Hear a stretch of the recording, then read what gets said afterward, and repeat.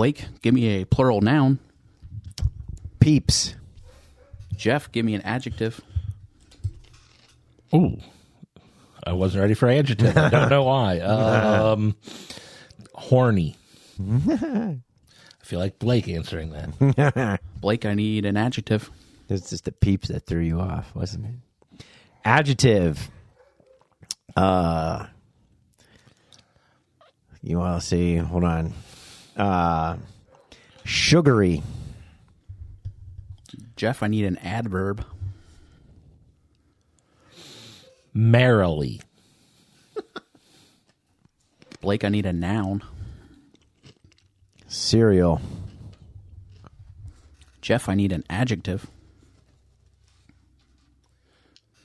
Attractive. Blake, I need a silly word. Scrumdiddlyumptious. That's silly.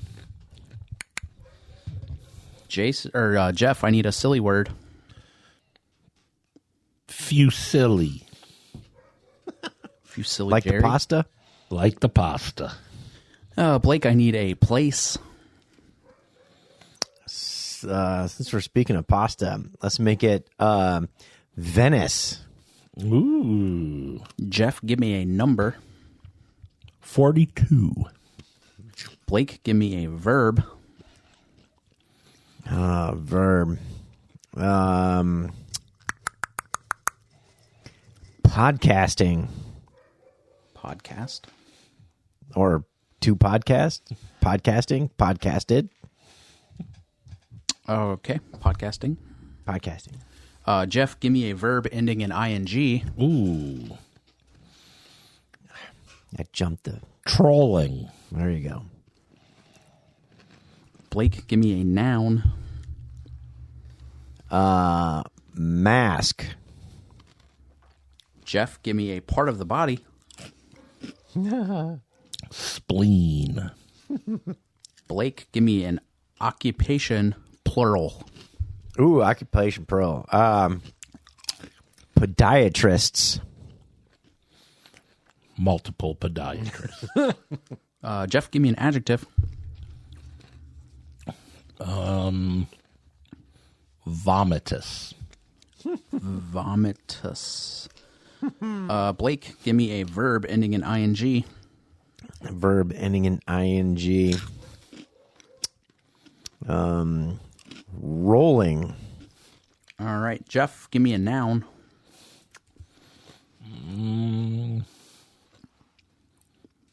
Tree. All right, so we're doing a Dungeons and Dragons Mad Lib, and this is a spellcaster's study. Ooh. While some characters may fight battles using their technical peeps and brawn, others only need a horny thing called magic. Horny magic. Magic is a very sugary craft when used merrily, but it's not one cereal fits all. It requires many years of attractive practice to cast a spell by uttering Scrumdiddlyumptious Fusilli. That's why many spellcasters end up in Venice reading 42-page books for decades. So next time, be careful. You are podcasting a warlock by trolling your two-handed mask at his skinny spleen. While wizards and podiatrists are often physically weak, they can pack a vomitous punch. Ooh. After all, what's an axe when compared to fireballs rolling down from the tree? Ooh. Fireball. Fireball. Fireball. Fireball.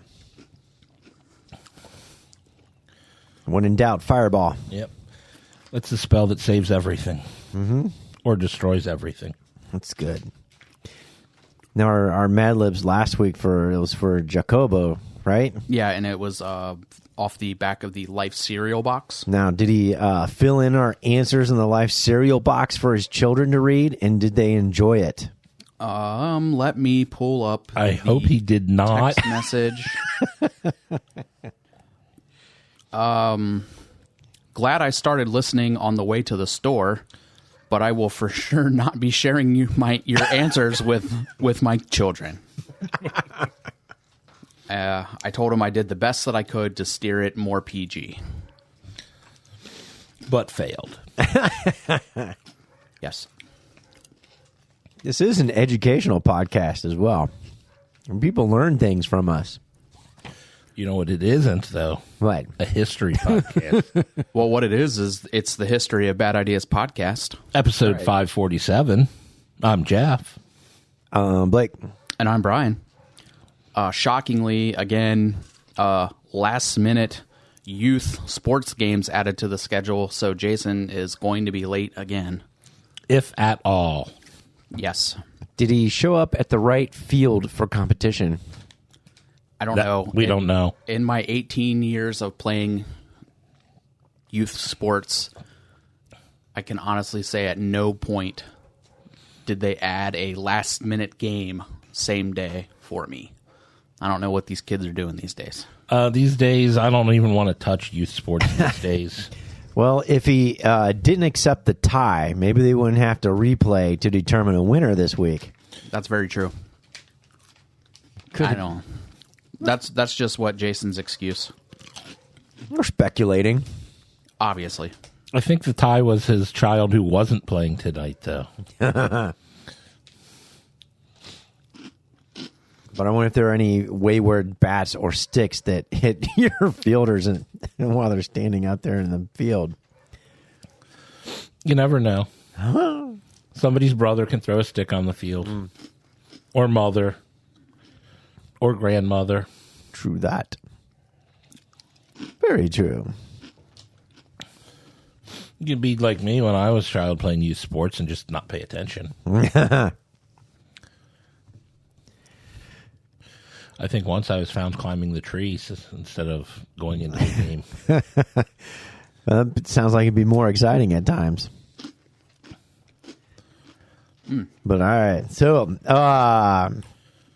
as Jason would say, what have you guys been watching this week? What are you going to talk about? So I watched a lot this week. Oh, you've done more than me. All right. Well, I watched The Acolyte. I haven't, but I've been enjoying reading the reviews. I am and getting chuckles out of them. I heard if you're enjoying it, don't read the reviews. So I haven't read any reviews. Yeah. That's fair. Although I will say the third episode, to me, didn't live up to the first two. So if you hated the first ones... I don't know. I know somebody said he loved the third one. I thought it fell flat, in my opinion. But that's just me. Mm-hmm. Now, will you continue to watch? Yeah. Yeah.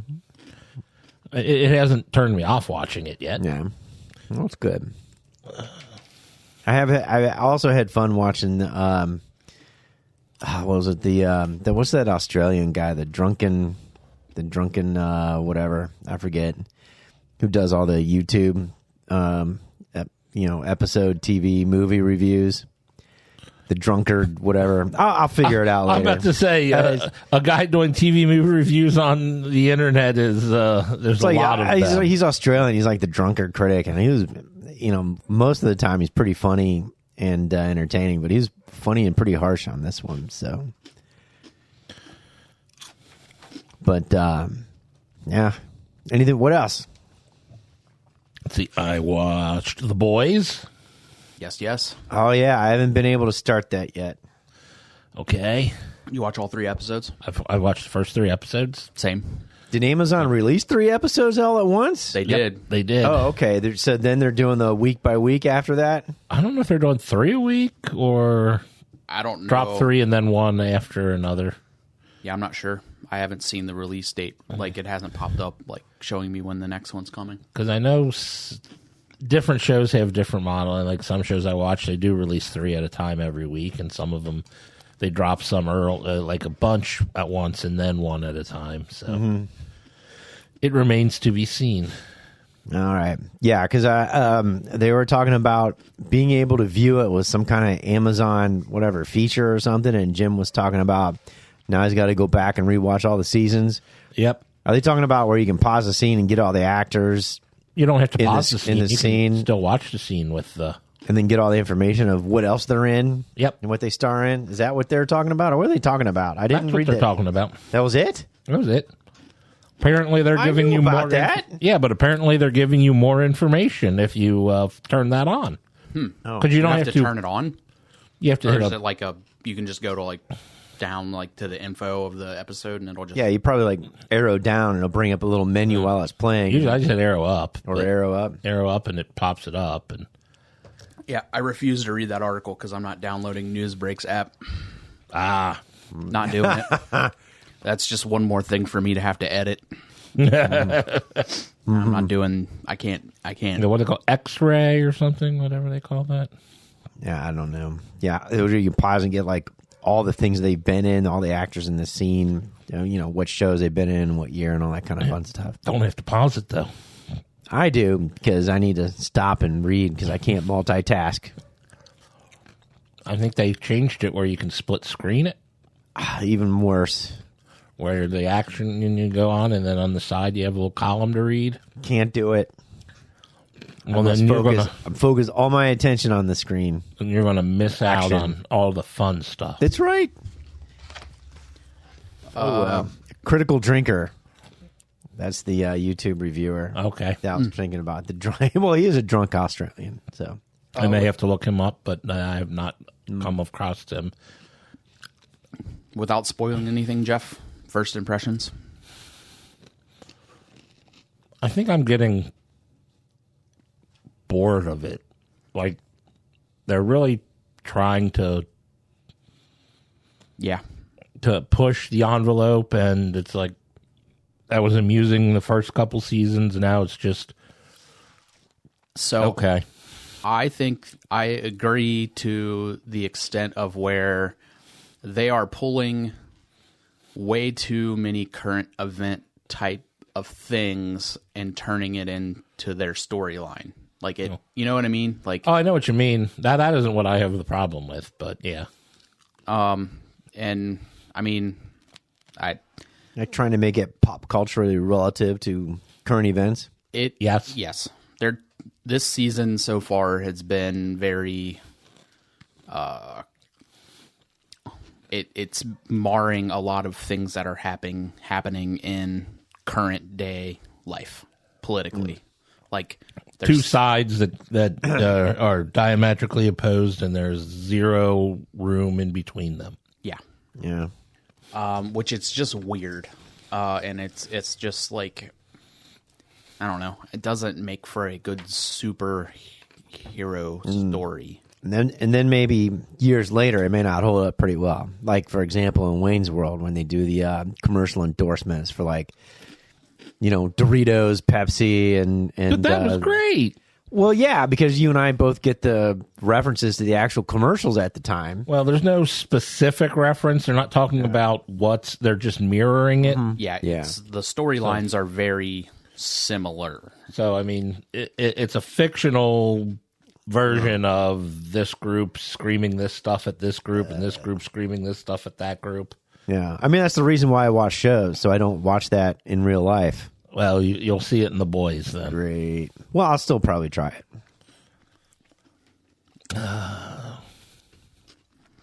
I did enjoy maybe episode 3 of the first 3. I think the third was my favorite. Has been my favorite. I'd probably agree with that. Well, again, another thing is every time I see Butcher, I just want to turn it off. He is the least interesting character in the group, and I Yeah, if it was about just Billy Butcher, I would have stopped watching. So the anti-heroes become pretty anti-watchable in my regards to his opinion. story. yeah. It's very. I don't know. It's. I guess his storylines are, in my opinion, they're not really. They're boring.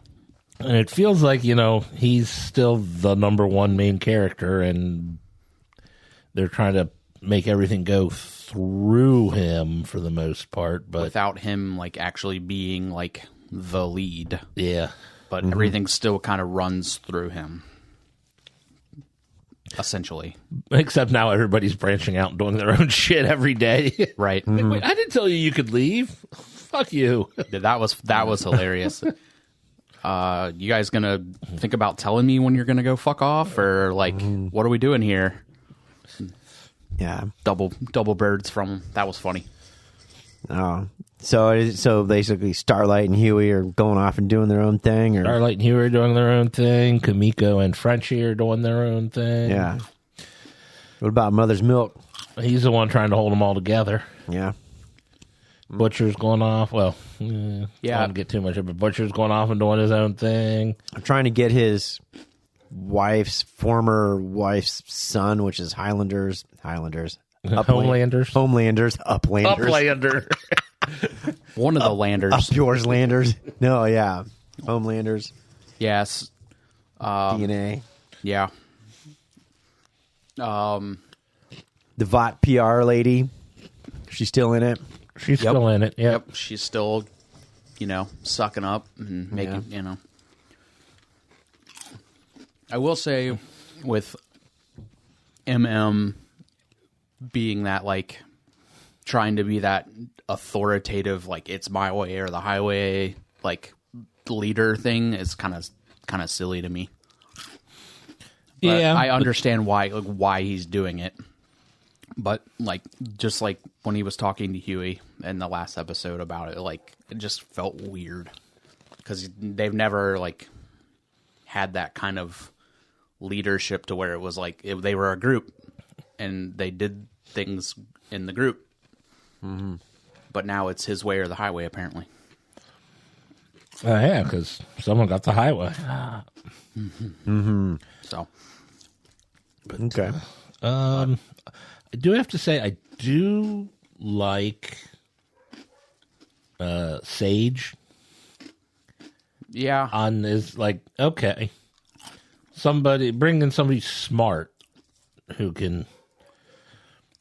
Granted, she's on the wrong side, but yeah, like her manipulation and like those kind of things that she does is a good twist on it. She's not just some like soup who has like this crazy like weird power. Isn't the brain exploding lady? Is that her, or she's still the big evil person in the politics? She's still an evil person in politics. Okay. She's running for vice president. Yeah. Okay. So has she usurped Homelander as the big baddie, or just another one? Just another one, I think. I think Homelander's still the big baddie. Is he running for president? No. Okay. No, he's on trial. Yes, he is on trial for murder. The airplane, the video that was leaked? No, did they get that? They haven't said anything. Yeah. Spoilers. No, in the first 3 episodes, they have not talked about the airplane at all. Okay. Yeah, the airplane incident. This was a separate murder. Ooh. Okay. From the previous season. Okay. So, what else did you watch, Jeff? Let's see. I watched, as Jason suggested last week, the 1%. Oh, that's the Patton Oswalt show? Yes, Patton Oswalt hosted, like, quiz show. It's meh. The balls. Nah, the balls I watched previous week, so. Oh, okay. I'm confusing. Yeah. The balls, I said, I like the style of questions they have, but the shtick of big balls knocking people in water gets old very quickly. Yeah. Okay. Anything else? 1%. You watched the Last Stop at Yuma?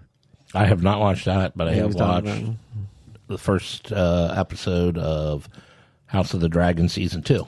Yeah, I saw that last night.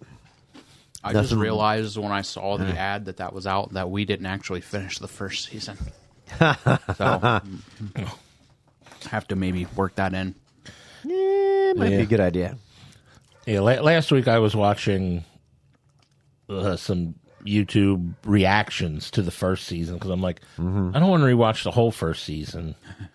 but probably something more than just a recap. So I Yeah. watched, a couple people's reactions to the season, so I remembered everything that happened, and Yeah. still got entertained by other people's reactions. Now it's been several years since I've actually read Fire and Blood, but as I was talking to, our Dr. Bednar, he was talking about this episode starts out with blood and cheese, two characters in the recapping of the history of this war between the Targaryens, and as the story as told by Mushroom, so if you're a person that read the book and you're watching this series, etc. But I know who wins. I just can't remember how and what happens. I know it's ultimately it's.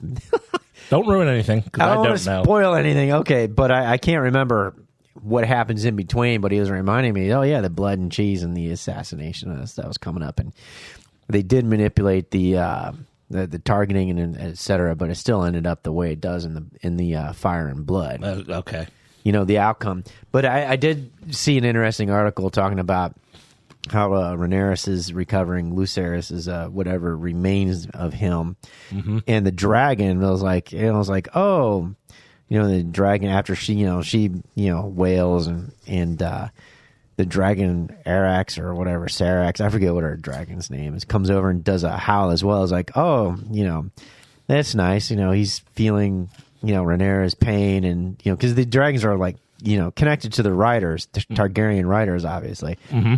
But I read an article. I didn't know about this either. It could have been in Fire and Blood, but that was also the dragon's offspring as well. Oh, and so it was like two mothers lamenting the death of their children. I was like, oh, that's pretty interesting. I think the title was, that sad scene's sadder than you think it is. And then they explained why. I'm like, oh. Huh. Well, now I'm tearing up. I know. I feel bad for Mama Dragon. I'm starting to choke up. I enjoyed that. It was pretty good. And he is like, with blood and cheese, I'm like, all right, these guys gonna, bumbling duo is gonna fuck it up or whatever, but, Oh, they fucked it up. Yeah, but it was so that'll be the battle cry, bring me Aemon Targaryen. All right. That was the first episode. Yep. Now I gotta wait next week. I wait till Sunday for the second episode. Yep. True that. So, yeah, it was a busy television week for me, and I actually watched a lot of things. Mm-hmm. Mm-hmm.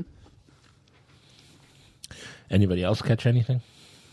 Obviously, The Boys. The latest episode of Mayor of Kingstown. Saw a commercial for that and think, probably should start watching that show. Third season? Yep, third season. It's still just as good as it's ever been, in my opinion. And then trying to finish Deadwood. Almost done. Almost done. Your second run, third run? This will be my third. Yeah. It's as good as I remembered it and wish that there was more. That's right. Short of the movie. Well, Deadwood is that completed how many years ago? Roughly. Was it about 10 years, you 10 think? 10 to 11. 10 to 11 years? I'll say if you miss it, give it a couple more years, and I'm sure somebody in Hollywood will try to reboot the series. So it is... Bring something back or redo it. I sit corrected here. It is 18 years ago. Holy moly. 18 years that it ended? Yep. Holy and then crap. They waited. They did the movie, and it was... the movie was in 2019. So 13 years after it ended, they did the movie. And that was their response to everyone wanting more. More. So... I did not realize it was that long ago. Man, I'm old. Wow, that's pretty crazy. But if you think about it, that's on track for a reboot or a spinoff. So maybe you'll get more Deadwood here in the next couple of years. Yeah, they should do it like a Deadwood, like they do with like the Yellowstone. Like, since Deadwood was in the 1800s, they should do like you know, the 1900 or 20 years later, whatever. Yeah, that would be interesting. Let's see Deadwood today. It's called Texas. Oh. True. Anything else? No, that's pretty much it for me this week. But thinking about, all right, so I had an interesting conversation. We were talking about the rebooting of Deadwood and et cetera. And I had a fun conversation.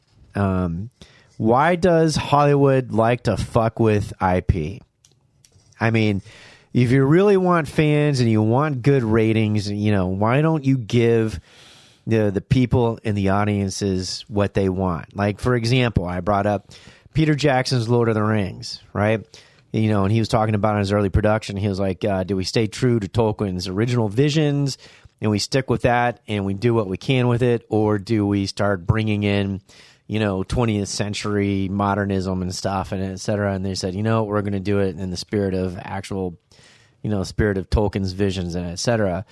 Now, granted, you can't, I know he, as Jason would say, he tried making it with 20 hours of film, but those are pretty damn thick books and et cetera, et cetera. But what I did enjoy about it was he mostly stuck to the IP, right? The intellectual property. Mm-hmm. I mean, you can't put everything in there because it's just so immense, massive, immense, and et cetera. But I'll tell you what blew me away is when they go into Moria, that's exactly with the art that goes with the original books and how you actually pictured it in your head, the wide halls with the columns, et cetera, what a dwarven mind, and et cetera. Even the door, in the Speak Friend and Enter, sticking with that, that's already been established and good, even the Tower of Orthanc and et cetera, right?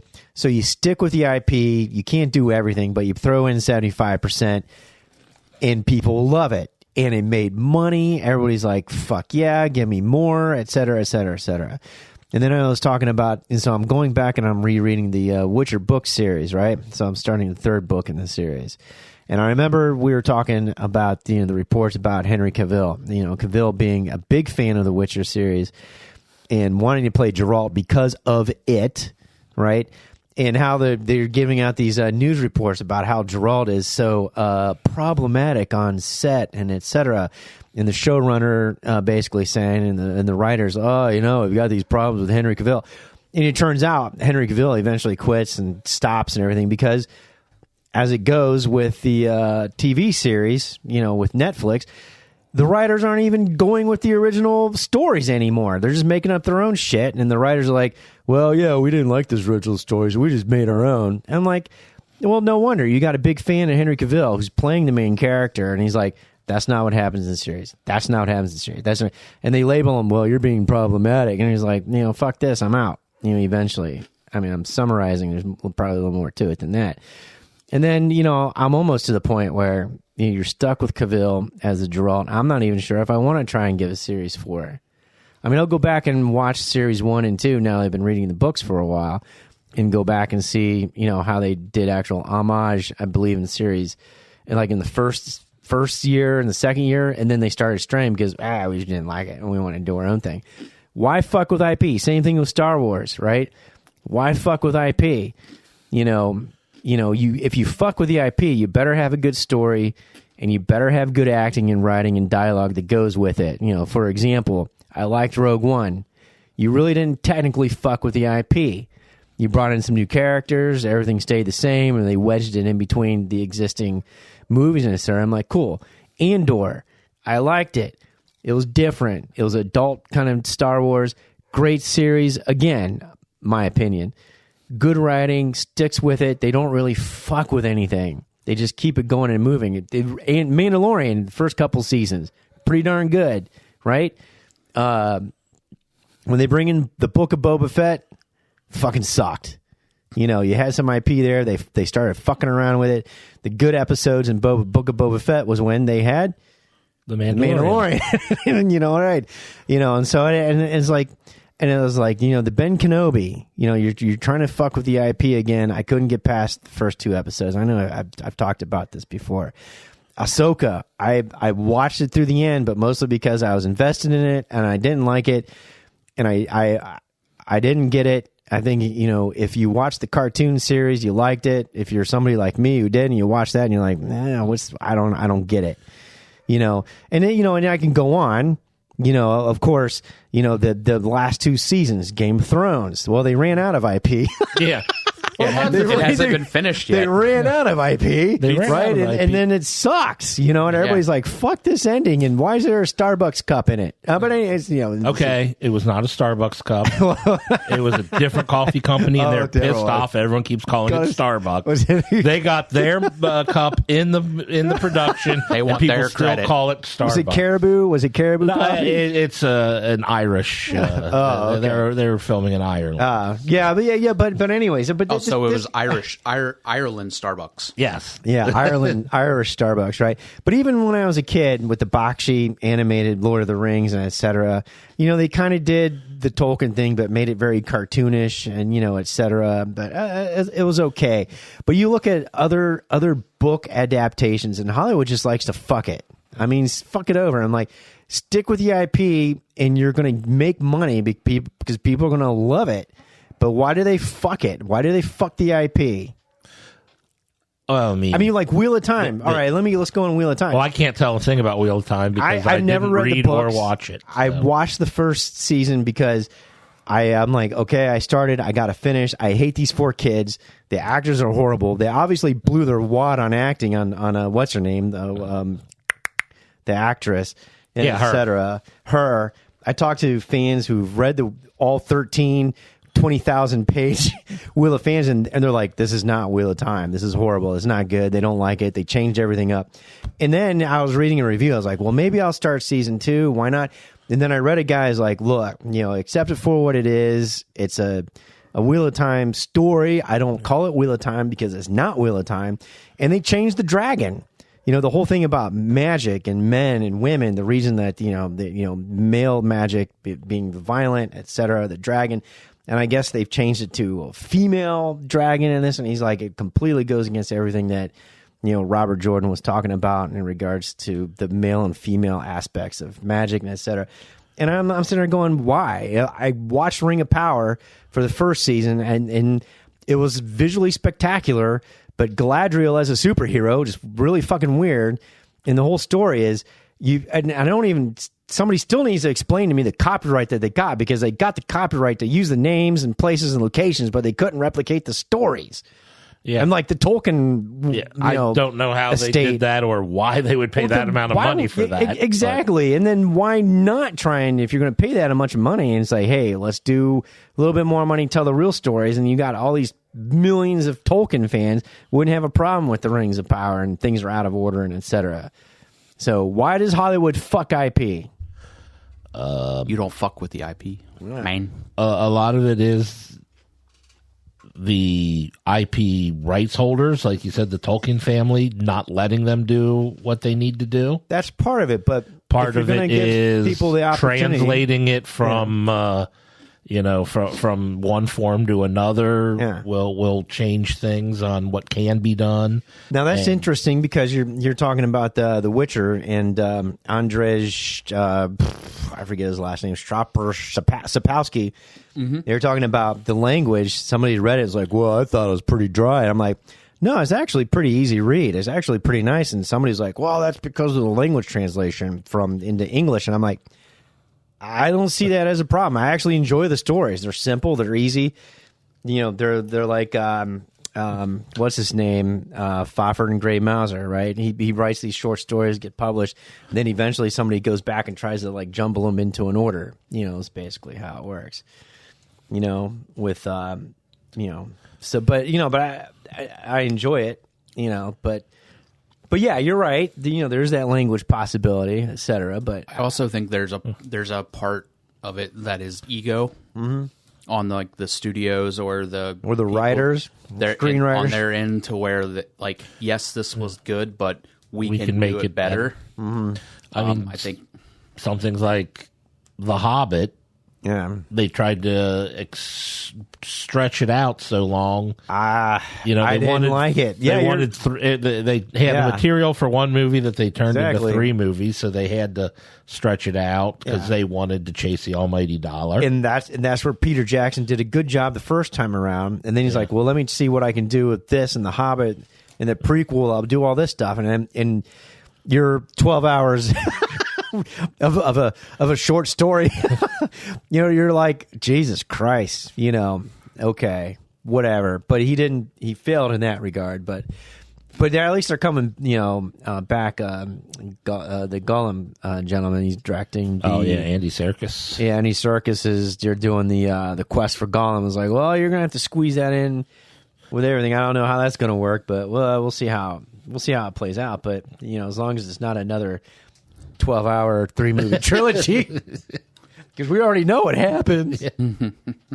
But They pretty much told us what happens in the intro to the second movie. Yeah, true. Or okay, so you don't get the full IP, right? You get to use the likeness, names, and characters. I mean, at that point, what the fuck did you pay for the movie? And then you got producers, like you said, ego producers, writers. That much money involved. That much money. Think that they can do it better. Yeah, well, I'll do this, and you change it, and then everybody shits all over it, right? More or less, especially if you don't do a good job storytelling. Yeah, producers or writers with that ego, with studio money behind them, making them feel like they can do it better.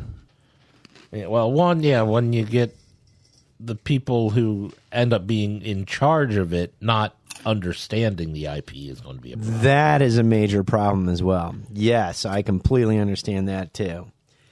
To them it's a business transaction, and they're not really fans of the actual art that they've acquired the rights to, other than they know it was a good business investment. Yeah, it'd be a better business investment if you knew why people wanted to see the. But there should be people advising them on this stuff. Right? you go, well, just the fucking G.I. Joe movies. Yeah. It's like G.I. Joe was a very simple concept of the 80s cartoons. Yeah. And whatever the fuck that Rise of Cobra movie was, had little to do with what was there.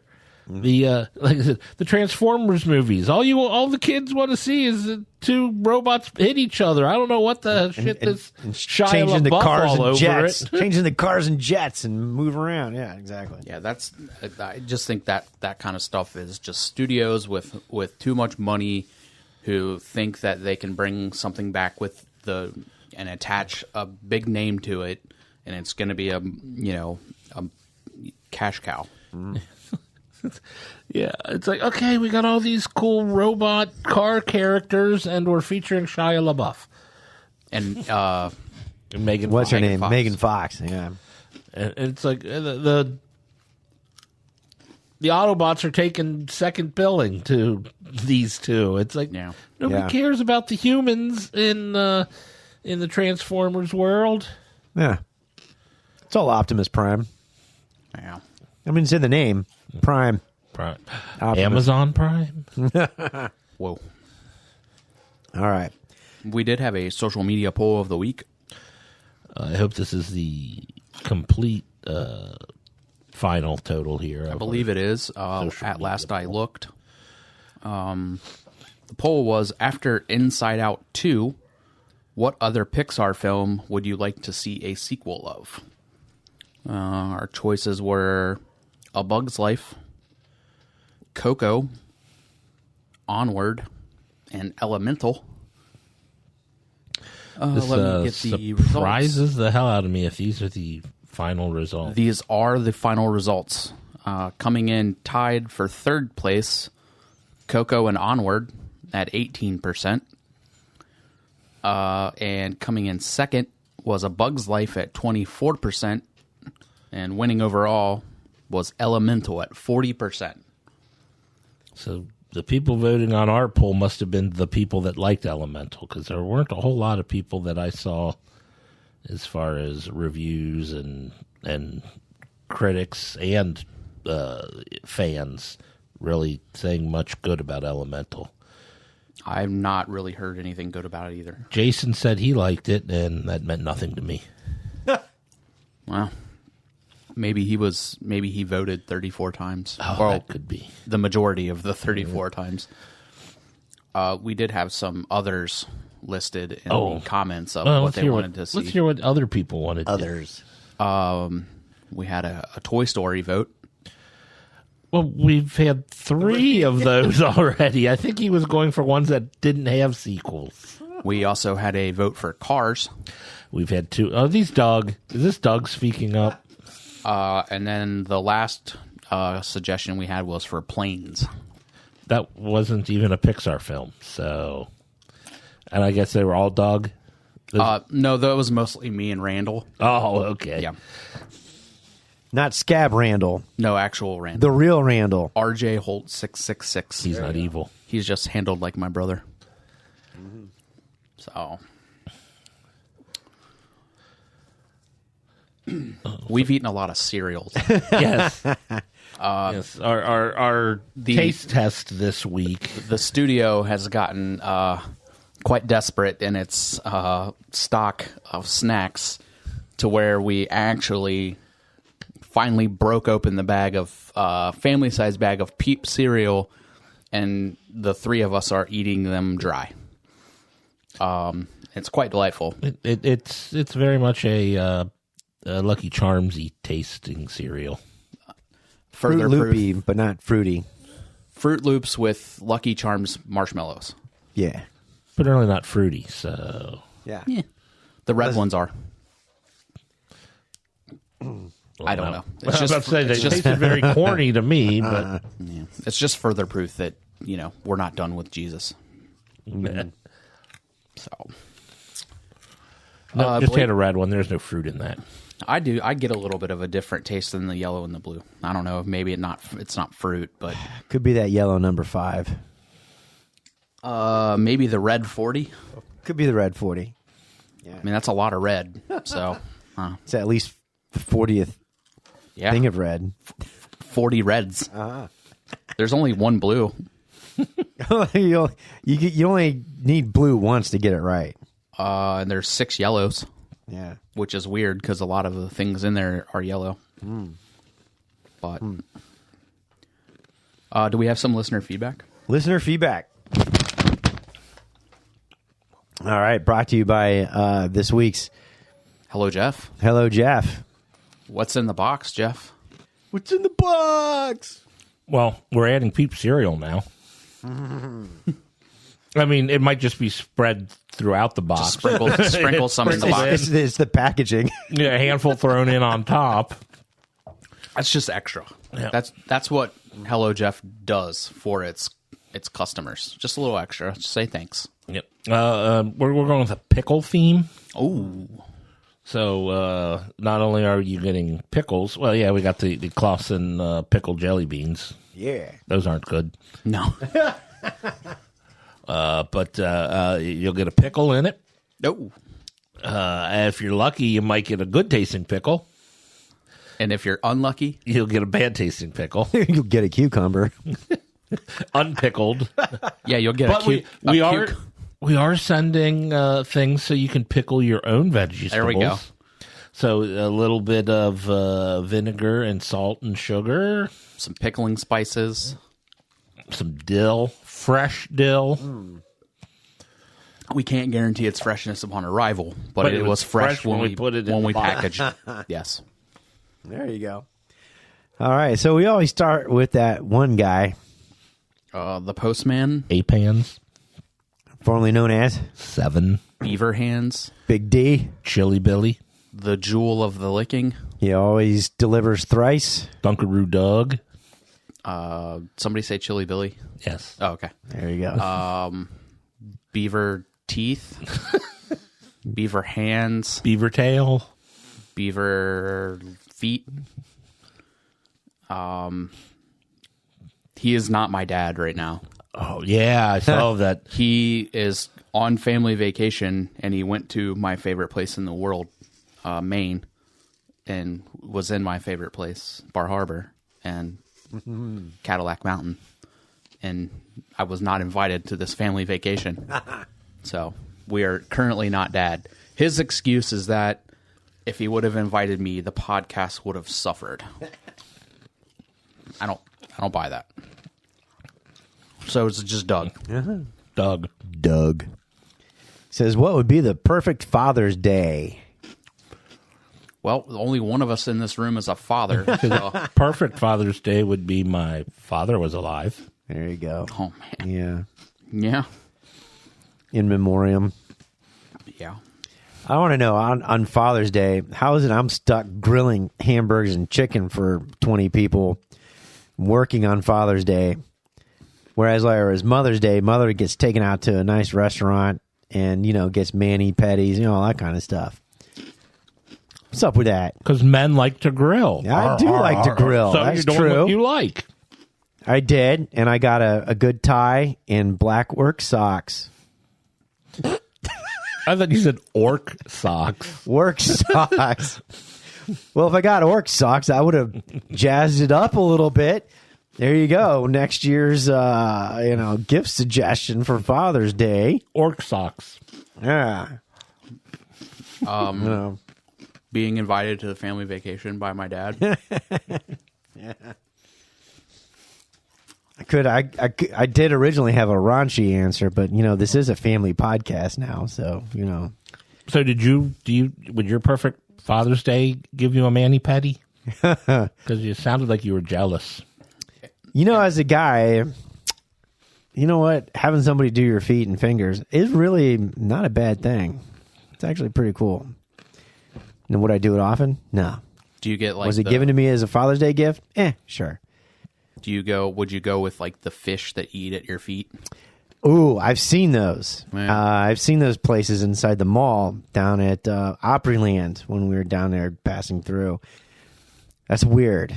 Just stick your feet in a pond. Just go swimming in a regular pond. You don't have to worry about it. You might need the right type of fish, though.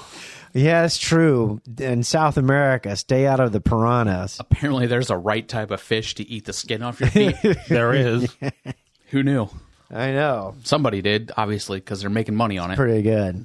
And, if it's like your wife, girlfriend, significant other, getting a mani or a pedi could be quite erotic. Whoa. Okay. There you go. So there you go, Doug. There you go. Hopefully that tells you. That's right. Our perfect Father's Day. That's right. Or, as some men would say, just, never mind, it's the family podcast. All right. Speaking of eroticism, from Kali_dehumanization // at Kaylee Goth. It's pretty complicated. Don't try to type that out. Okay. I would love a Mad Max television series. Thoughts on what would you have the main plot be? Well, I think it has to circulate around getting more petrol. It has to do something about getting something from point A to point B. Yes. And people getting in your way. General, And General. a guy with, A dog. a guitar and super big loudspeakers on a crazy semi-truck get-up that plays while they're chasing you. I don't think everybody needs that. But It's been in a couple of Mad Max movies. I don't think they all need it, though. At least in season 1. Oh, yeah. Yeah, at least in season 1, yeah. I mean, that is IP. So, Yeah. Oh, good point. A good point. Don't fuck with the IP. yeah. There'll have to be some explosions. A lot of desert. A lot of desert. Yes. I would like Max to have the dog. Or Now- a dog. Would it have to be in Australia? Well, I mean, that's where Max is. Yeah. So if you put him somewhere else, it's not Mad Max anymore, is it? Mad Matt? Oh. U.S. version? What would the British version be? Mac? Mad Mac? Mats.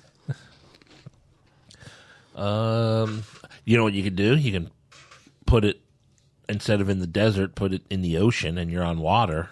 That would just be Waterworld. Exactly. No, thank you. Fuck, that was awful. Would they have to be delivering mail at some point in this future? Is it going to be Dystopian the mail? postman? Oh, damn. It's already been done. So what I'm hearing is it needs Kevin Costner.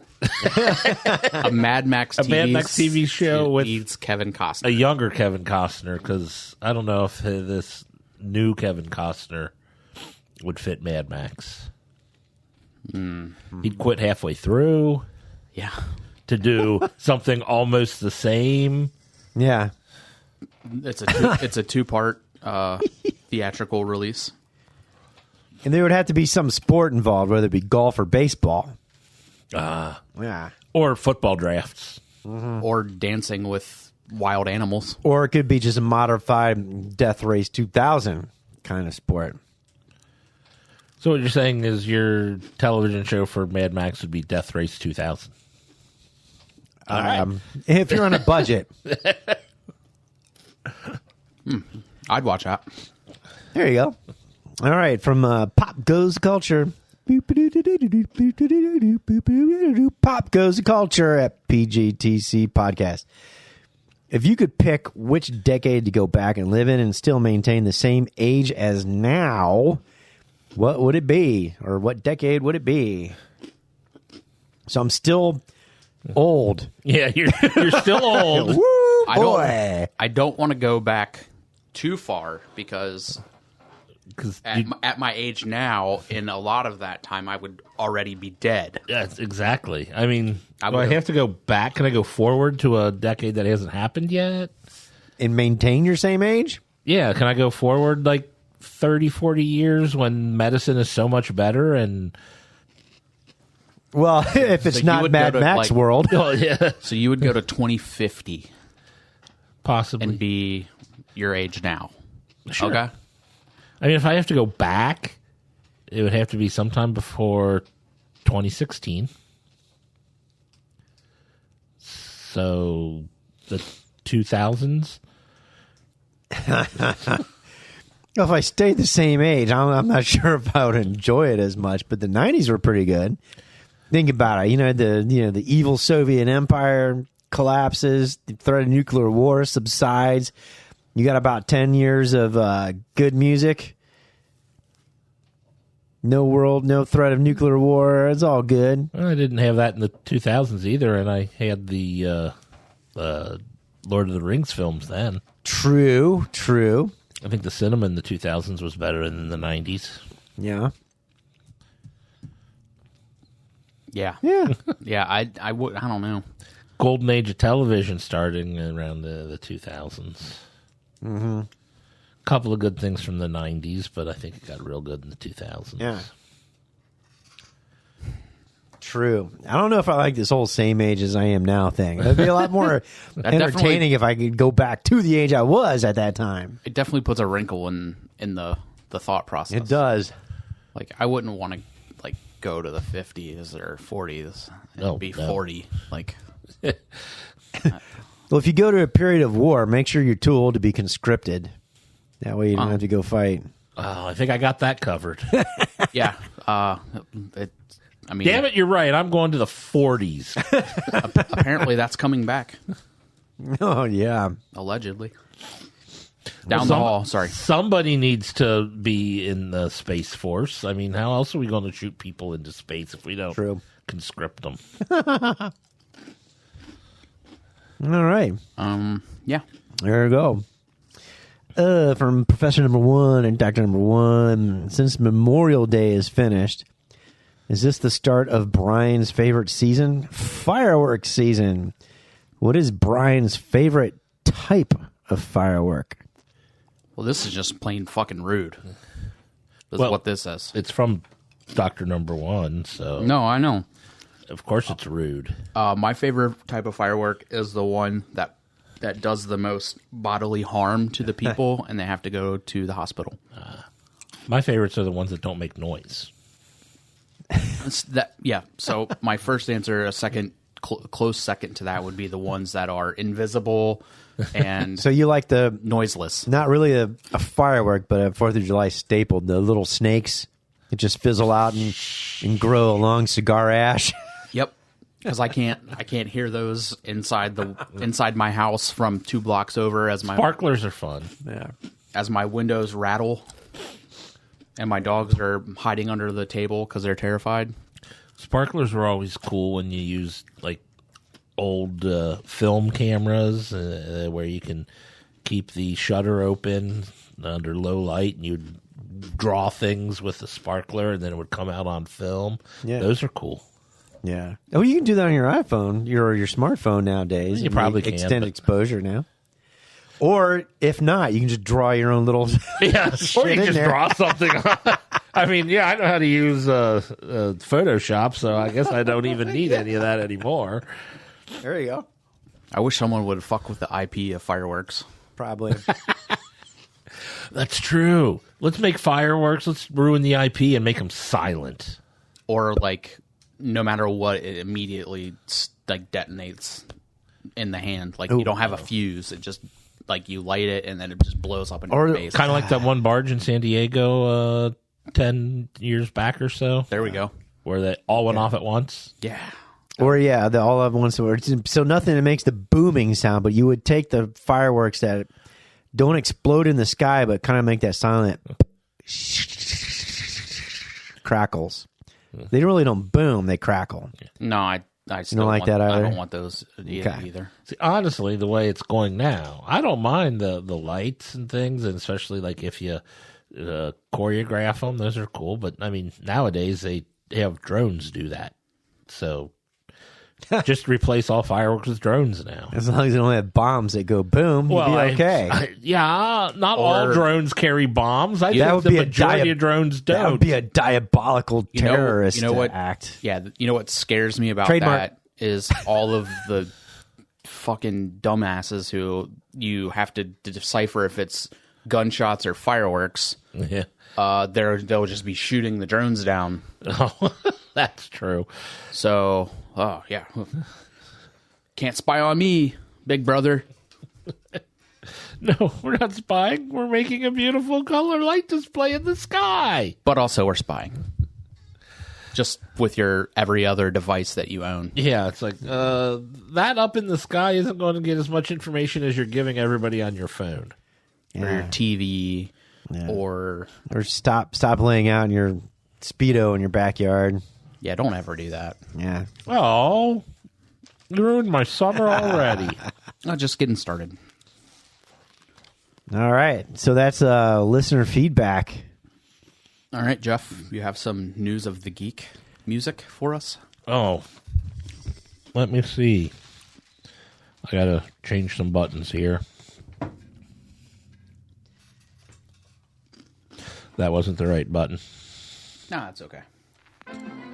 It's time for a new installment of the news of the geek. Per BuzzFeed News, where too many people get their news from, when it comes to Father's Day, few men were as busy as Nick Cannon, who has welcomed a dozen children with 6 different women over the years.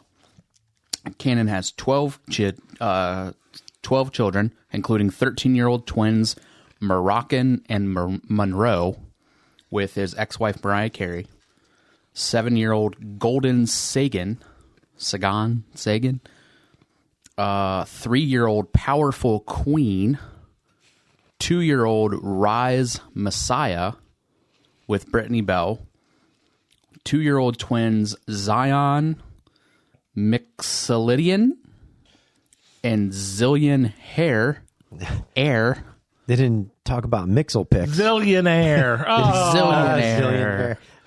I thought the first one was Mixelpix. And 19-month-old Beautiful Zeppelin with Abby De La Rosa.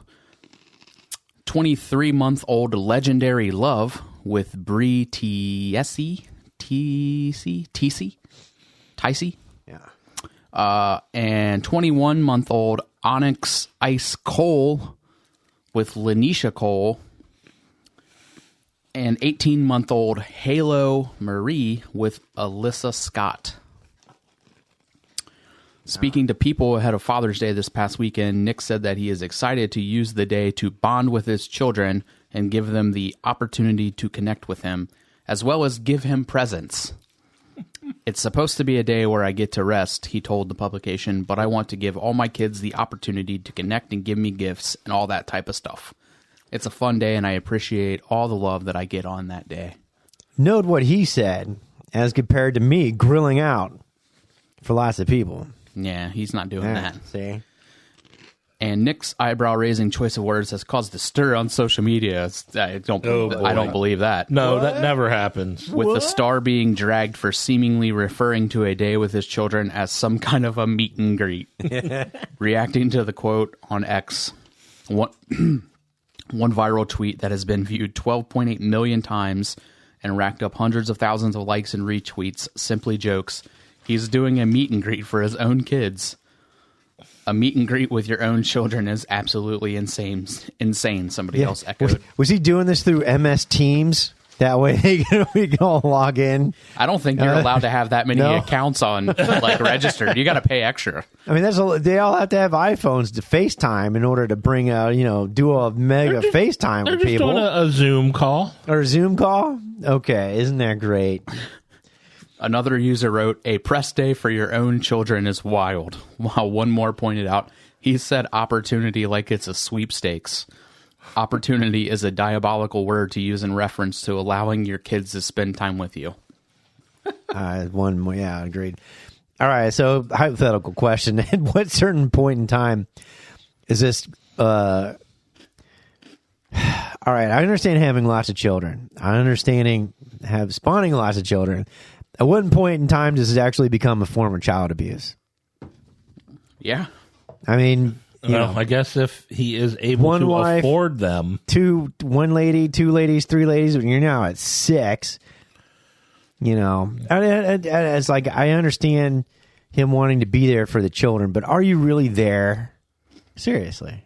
Are you there more financially than anything else? Well, if you take care of him financially, I admit he's doing his child support stuff, but there is an emotional connection and relationship that you need to fulfill. And it's like, can you actually do that? No. One day a year. One day a year. I guess, the good news for him, though, is Mariah Carey is the mother of 2 of his children, so he probably doesn't have much to have to pay her, because I'm sure she made more money than he did. Yes, I would have to imagine. Okay.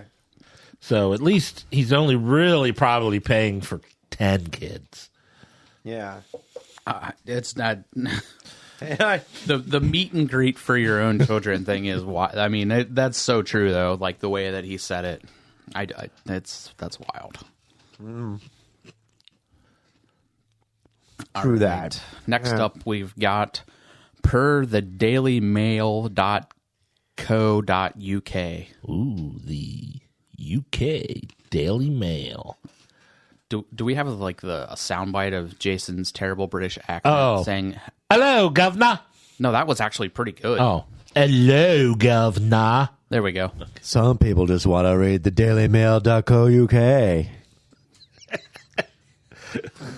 Instead of that, you should go to nerdly.co.uk and listen to us. Go to Nerdly. An inspiring, this is the terrible way, an aspiring influencer reached out to a popular New York cookie brand in an effort to launch a collaboration ahead of her wedding, but instead was met with monumental takedown. Anna Montalegre. Still better than Jason's attempt. Yeah. Jason. Anna Montaluger. Anna Montilla Green. Anna Montreal. Anna Montreal. There you go. Anna Montaliegre, a recent college graduate and quote-unquote beginner influencer, emailed Half-C's cookie company about including some of the brand's cookies in her bridal party boxes. The business owner, David Maffey, directed Montreal to the brand's website where she might place an order. But the young bride-to-be was interested in pursuing a collaboration with the brand that would mean free cookies provided to her and her bridal party, presumably in exchange for coverage across her social media accounts. Unfortunately, Montreal did not appear to realize just how wrong of a tree she was barking up. Maffei responded to Montreal's email describing herself as an influencer who had collaborated with a few brands by telling her, "Sorry, you're not an influencer." In a video montage of the exchange posted to Halfsea's official Instagram page. Maffei posted this. Yes. So he went public first. Yes. Yeah, apparently he's done it in the past. He flamed. That's good background information. He flamed the bride by highlighting her followings online, which includes TikTok, where she boasts 904 followers. She's a beginner influencer. Yes, allegedly. Until she takes her shirt off, then she'll probably triple that number. Standing up for herself in what was a misguided effort, Montreal wrote back, "I'm a beginner influencer, and I'm a He beginner." responded. He responded, I'm a beginner astronaut." Over the video exchange that he uploaded to Instagram, Maffei played the song For Free by DJ Khaled. If Montreal responded again after that, the audience was not privy to that exchange. Online spectators were able to absorb Maffei's methodical takedown of a wannabe influencer and the entitled nature of the pseudo-profession. Influencer is a wild label, began Dave's diatribe. Let me tell you how beginner influencers can get started from a brand's perspective.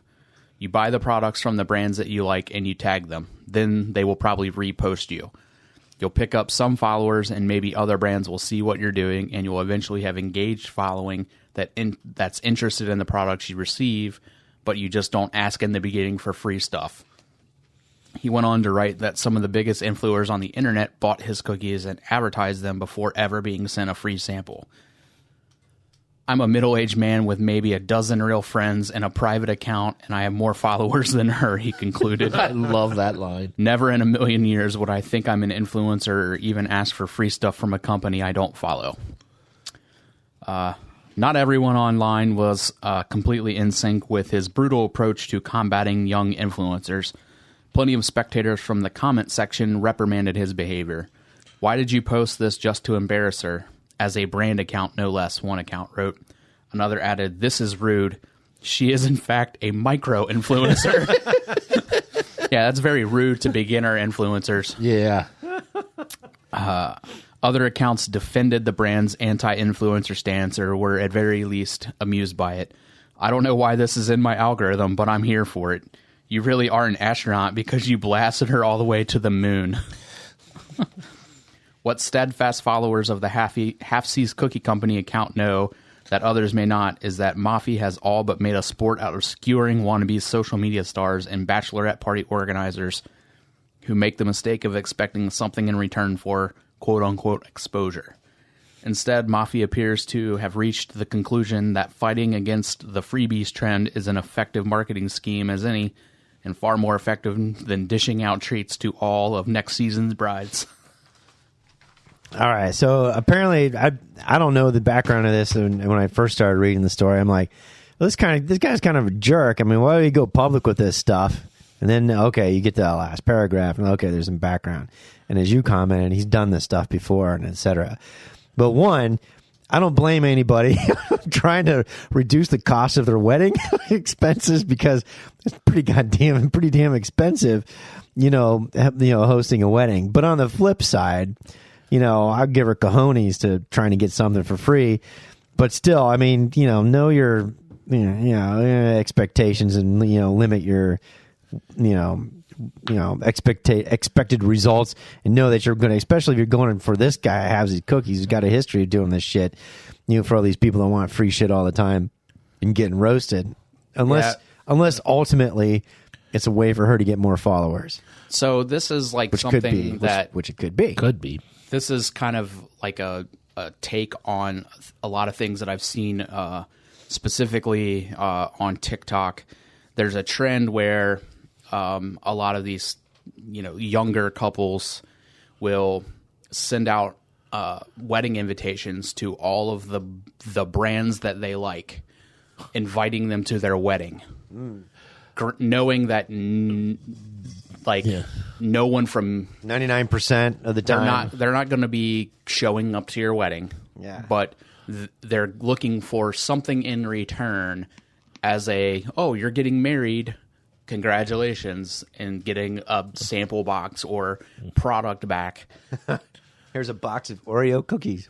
Like, yeah, until we get Oreos, I will never feel for a wannabe influencer. but it's a very real thing that a lot of, again, influencers are trying to do, because, like, you know, most of the videos are like them, like, you know, sending out invites to my wedding as they're like flipping through, and, you know, they're inviting every major brand of, you know, or known Apple, come to my wedding. Yeah, like, you know, so it's a very real thing that, you know, they do to try to get. Okay, so if you're a mega corporation, this basically just ends up in the trash can, right? But if you're a smaller, I guess, company, you know, Halvesies Cookie Company. I've never seen Halvesies Cookie, especially out here in the Midwest. I could be wrong, or whatever.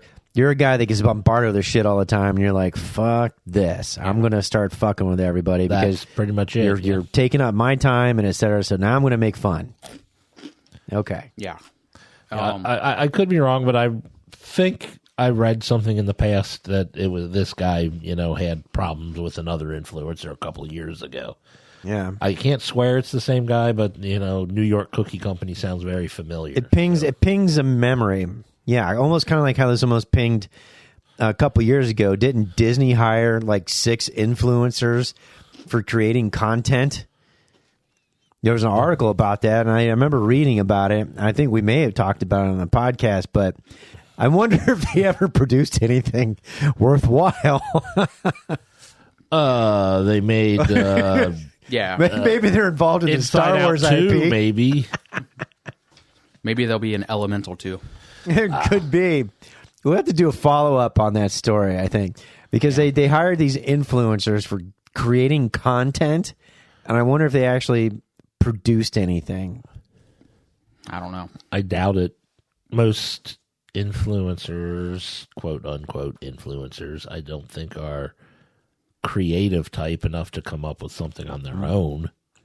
I mean, honestly, it would probably be like them hiring them and like giving them free, you know, passes or like, you know, whatever, and having them film things in the inside the park. If they're doing You know it what I mean? for Like, advertising purposes, they're not coming up with something. they're not like creating, you know, They're more of the ad department, not the as creatives. that's like, you know, kind of where marketing is shifting to that the social media crowd. I could see that maybe, but I don't know. It's just weird. Like, I see those and I'm like, that's so, like, I would never do that. Like, I would never, wedding invitations aren't cheap.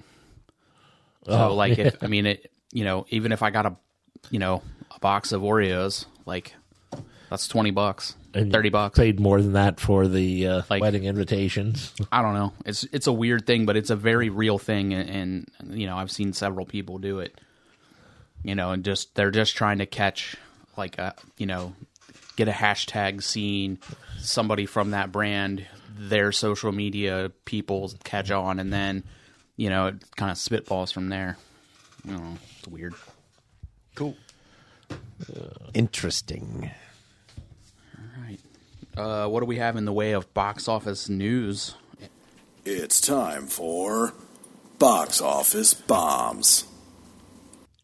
Hey, for the weekend of June 14th through the, I'm guessing, 16th, not 21st, because that's an entire week, not a weekend, the top 5 coming in. At number 1, complete surprise, Inside Out 2 made $155 million in its opening weekend on a $200 million budget. It's been a long time since we've had a $155 million in one weekend from one movie. So Yeah. I guess the summer's kicked off now. Hey! Yeah, the blockbuster summer blockbuster season is officially underway. Here we go. Inside Out 2. Coming in at number 2. Bad Boys, Ride or Die, made another $33 million, a total of $112 million, on a $100 million budget. So Will Smith's reputation isn't ruined, since the Oscar slap or anything? Apparently not enough. Because everybody loves bad boys. What are you going to do? What are you going to do when they come for you? Bad boys. And at number 3, Kingdom of the Planet of the Apes, which Jason still needs to see, made $5.2 million, a total of $158 million on a budget of $160 million. All right. Domestically got its budget back, so hopefully internationally it's raking in the money for them. Yeah. Number 4, the Garfield movie made another $5 million, a total of $78.5 million on a $60 million budget. It's a hit. Looks like we'll be getting another Garfield movie. It's an animated. It is animated. Who's the... Chris Pratt. Okay. Garfield, Mario. Yeah. Same voice. They sound like they look like they should sound the same. And coming in at number 5, The Watchers made $3.7 million, a total of $13.7 on a $30 million budget. Did we talk about that? I don't know. Did we? Jason might have, and I zoned out. That's a good chance. I have no idea. I don't think we did. We might have. It's the Dakota Fanning movie. Oh, we did talk about that. Yeah, we were talking about Dakota Fanning. Yes. We were talking about Dakota Fanning. That's weird. I think you did bring up that it was coming out. It was probably like from 2022. Just got released. But I mean, it made $10 million before this weekend. So yeah. Hey. What's coming up? And Brian, do you have anything coming up this weekend? I sure do. All right, let's hear these. Upcoming June 21st. Whatever films Jim and Brian find. Jim's still suspended, so he shouldn't be doing any kind of work. He's on work suspension. Administrative leave. He's living the tin cup life. Correct. Let's see here. We do have a June 19th release. It's called Jesus. God's story is unstoppable when it's in the heart language of a group. God's story is unstoppable when it is in the heart language of a people group. Deaf Mission's Jesus film uses native signers, to bring the story of Jesus to life from a deaf perspective for a deaf audience. I think I did see a ad for this. The original title is Jesus, a Deaf Missions film. And it's a big Juneteenth release, huh? Yes. But for the weekend, the big release of the weekend is The Bike Riders. It's after a chance encounter, headstrong Kathy is drawn to Benny, a member of a Midwestern motorcycle club called the Vandals. As the club transforms into a dangerous underworld of violence, Benny must choose between Kathy and the loyalty of his club. Not most, but a good chunk of this was filmed in Cincinnati. Yep. I know Lockland and Butler County were somewhere in Butler County, and then Lockland were a couple of the filming locations. Cool. But this stars Austin Butler, Tom Hardy, Michael Shannon, Norman Reedus, Boyd Holbrook, Damon Harriman, Jodie Comer. That's a lot of guys that sound like I wouldn't want to cross. Yeah. Yeah. This actually looks really good. Well, let's see here. Next up, we have The Exorcism. A troubled actor begins to exhibit a disruptive behavior while shooting a horror film. His estranged daughter wonders if he's slipping back into his past addictions or if there's something more sinister at play. He's actually being possessed by Satan. This stars Russell Crowe, Sam Worthington, Adam Goldberg. Oh, there's been a new Sam Worthington sighting. David Hyde Pierce, Ooh. David Hyde Pierce sighting. Yeah. I think I'll skip that one. Kind of like the cast. Yeah. Let's see here. Next up, we have Thelma. Without Louise. Yeah, it's just Thelma. When 93-year-old Thelma Post gets duped by a phone scammer pretending to be her grandson, she sets out on a treacherous quest across the city to reclaim what was taken to her.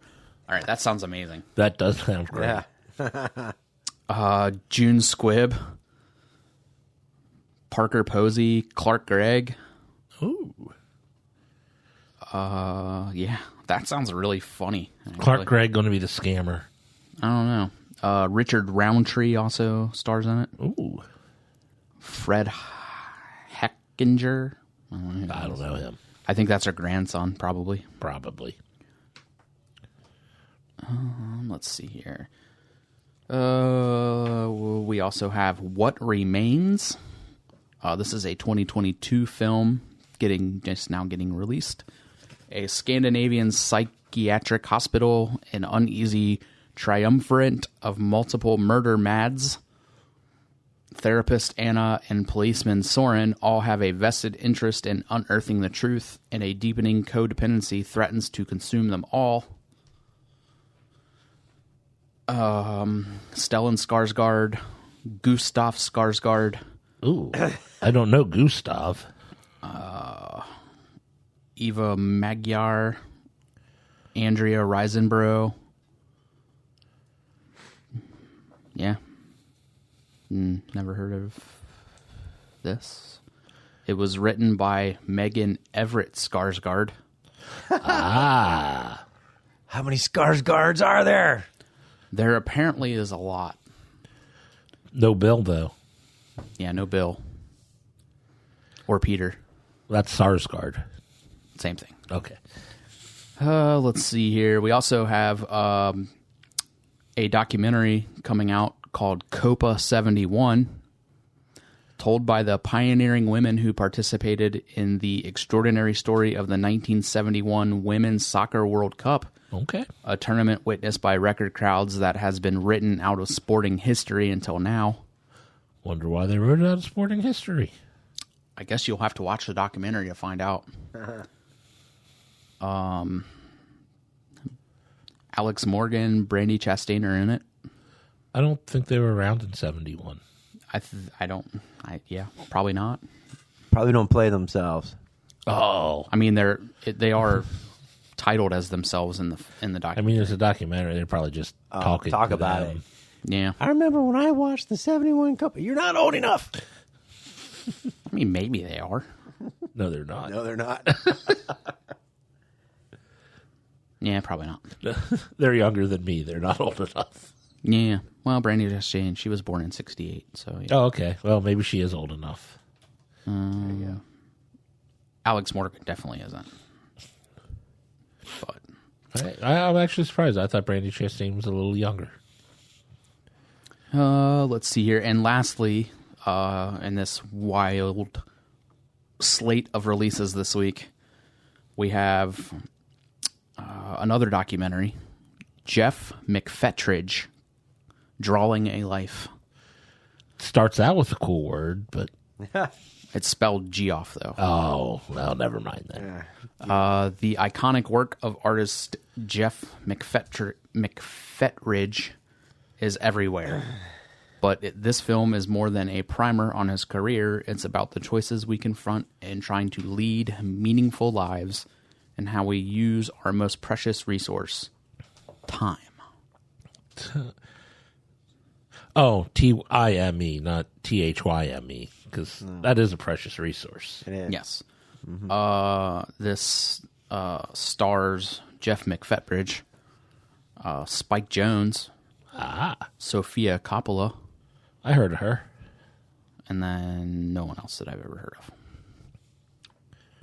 So, oh man. I just saw something coming out next week. I can't wait to talk about it. Oh, but that'll be next week? Yeah. Oh man. I'll give everyone a hint. It's a little wibbly wobbly. Oh, no. So, All right. Is anyone excited about any of these movies besides me and Bike Riders? I think just you and Bike Riders. Cool. Yeah, I'm really excited about that. I mean, I'm kind of interested in Thelma. Yeah. Not going to probably go out of my way to see it, but if, when it's on streaming or something, Yeah, Could be good. fun to Yeah. watch. That'll definitely be a fun one, I think. I love June Squibb. I guess it's moving on to our top 5 list. Top 5.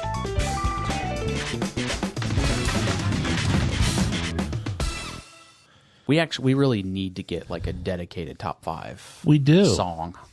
I mean, we asked Dr. Bednar to write one. We've asked Henno to write one. No one wants to write us a top 5 song. Well, Henno's been writing one for the past 10 years. 7 years. Yeah. Well, if anybody else out there is so inclined, we are shopping for a top 5 theme song.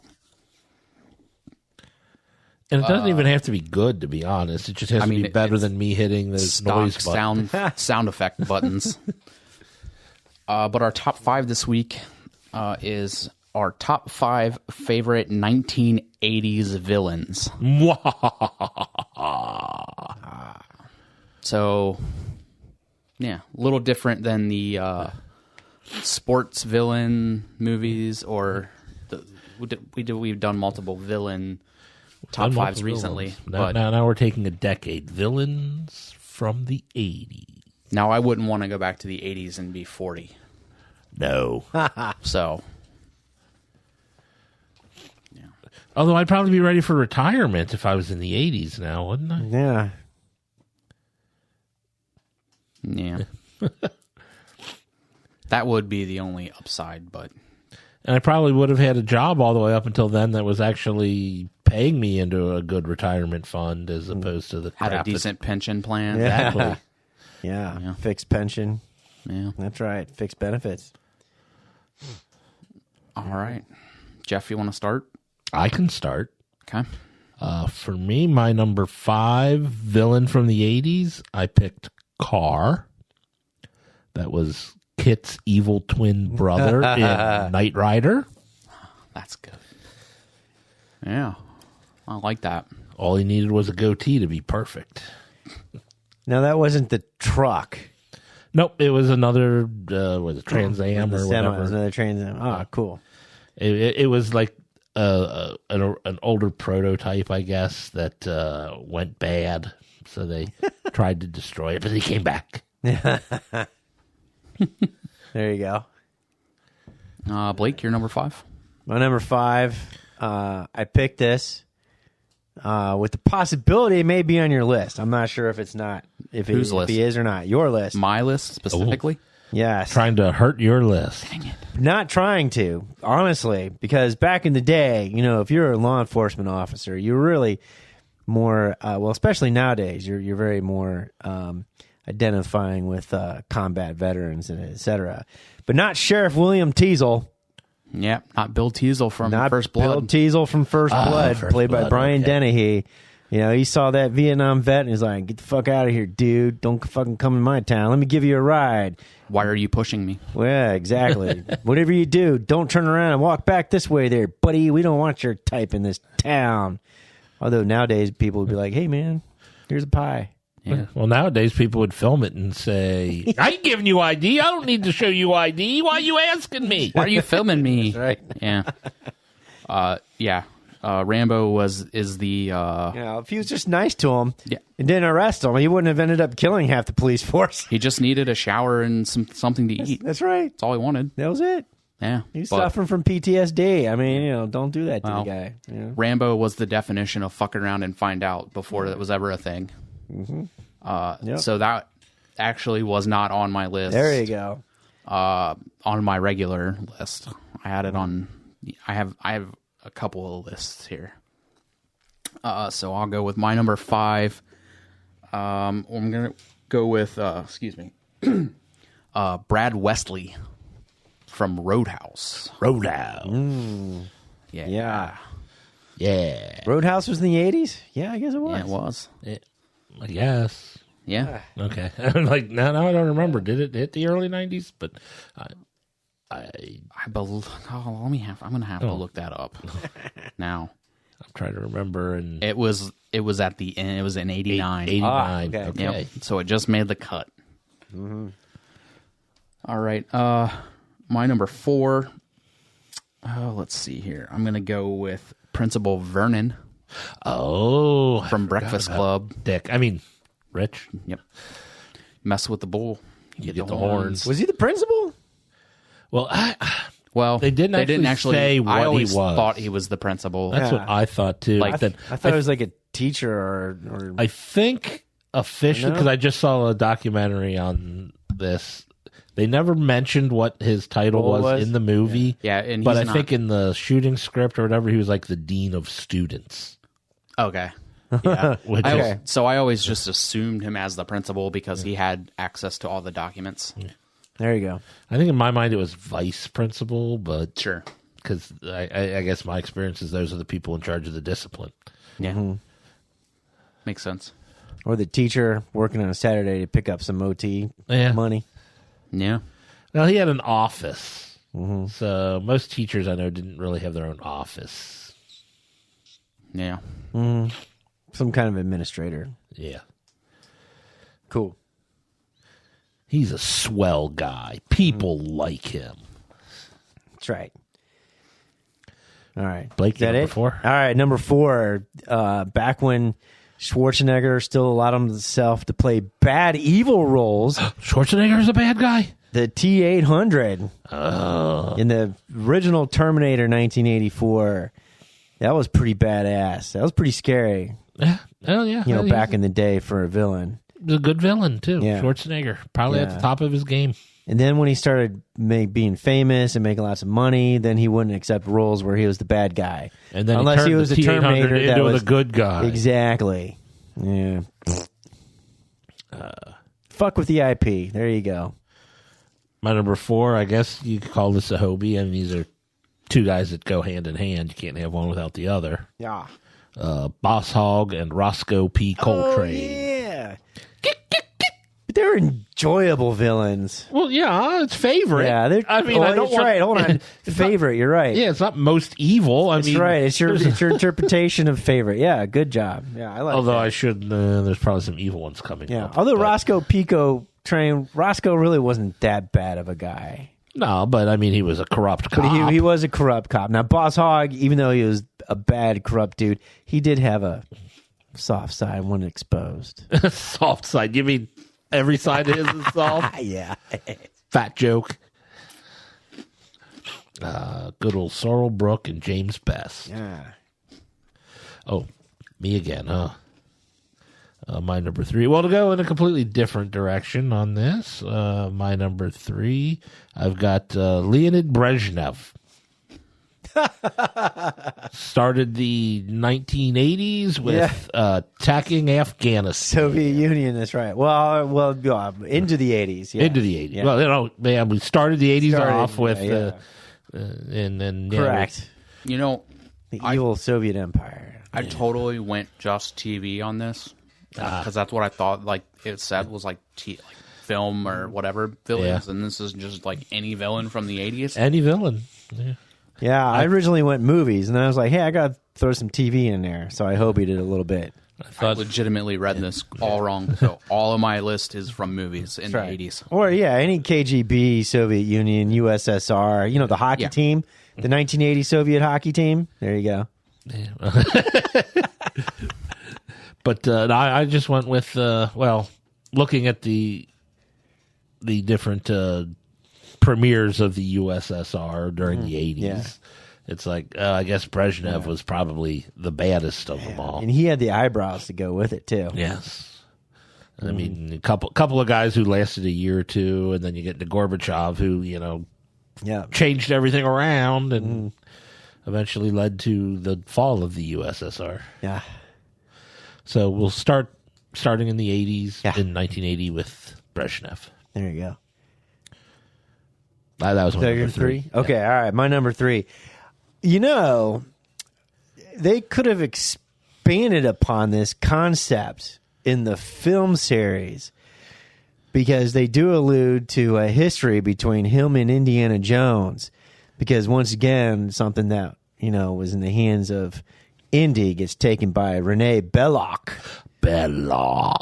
So in the original Raiders of the Lost Ark, so there is some background and some history, and arch enemy kind of, between Belloc and Indy that was prior to this That interlude. would make a better story than any of the sequels. I think they told. so. How come they never tapped that? I don't know.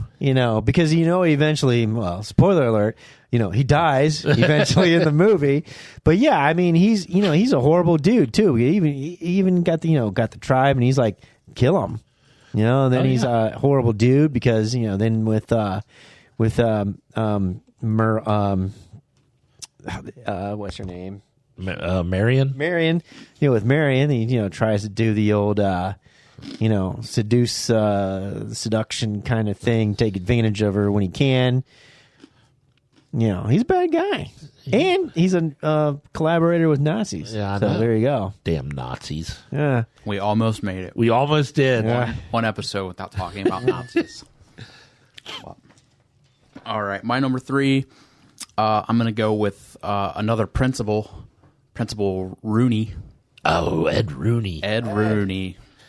Honestly, Ed, with And your in back, real- you shouldn't be throwing anyone. And in real life, apparently. Allegedly. Allegedly. Yeah. Well, I don't think allegedly. I think it's been Well, he's no longer here. convicted, right? He's no longer with us, so Oh, yeah, Defend so, himself. yeah. Okay. Yeah. yeah. I just love how dumb he is in that movie. And I love it when he steps in the dog shit. What's the score? 2-2. Who's winning? The Bears. All right. We'll go number 2. I'm going to Hobie this one. I'm going to go with Clubber Lang and Ivan Drago. I can agree with half of that list. Yeah. They are my favorite villains to hate in the Rocky franchise. Yep. Yep. What about number 2? That was his number 2. That was my number 2. Oh. What was your number 3?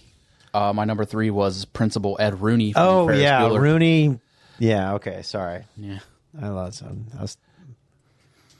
thinking about something. Okay. He was ignoring you. No, I was like, all right. Well, somebody's got to fill the shoes of Jason. All right. So, no, my number 2, right? So, obviously, the big baddie of the 1980s was Darth Vader in Empire Strikes Back. It was awesome. Good. But then this is when I realized I didn't have any TV stuff. And I went, well, it's on the cusp of the 80s. Now, it started in 1979, the series did. But Leader Deathlock of the Gamma Lines and Star Blazers. He was a good villain to hate. Deathlock. Hitler Nazi prototype. Nazis again. Space Nazi. Space Nazis. That's right. Even Space worse. Nazis. That's why we need to Yeah. ramp up our Space Force. Yeah. And then, Vader being a cool kick-ass villain until got soft. No, he's a good guy. Oh, jeez. And then, of course, you go to the prequels. He's just misunderstood. I just wanted to keep Padme alive. Spoilers. Oh, my goodness. You weren't going to watch anyway. Yeah. Now I don't have to. Now you don't have to. He was bad, and then he's good. There you go. That's all I need to know. You never had an apprentice. Oh, yeah, they made one up. Oh, Doesn't yeah, there we fit go. in the stories, but yeah, it was this little girl, Ahsoka. Oh, yeah, okay. Yeah, then there's that little kid walking through the Yeah. desert. It's all good. Exactly. I got it. See? Yeah. My number 2, I picked Gargamel. Gargamel. Trying to capture and kill and actually turn the Smurfs into gold, I think was what his Yeah. end goal was. It's pretty rude. So evil that he created the first female Smurf, apparently. Yeah. And then it all went downhill from there. Yep. How do you break up a group of 50 dudes? I'll create a woman and throw her in there. Oh, shit. And moving on to my number 1, I picked the Noid. It's annoyed. tried to ruin your pizza. Make it cold. Yep. It's so annoying. We had to avoid the noise. Yeah, I had to avoid the Noid. Thank goodness Domino's came out with the octagonal pizza box to keep the hot air circulating Oh, is that what it was? in the box, then not getting lost in the four corners of the square shape. I didn't even remember what it was. But So I'm serious. You can look it up. I believe you. How do we keep the hot air out of the corners? We'll just cut the corners off. Why don't you make it two smaller corners out of one big corner? But it's awesome.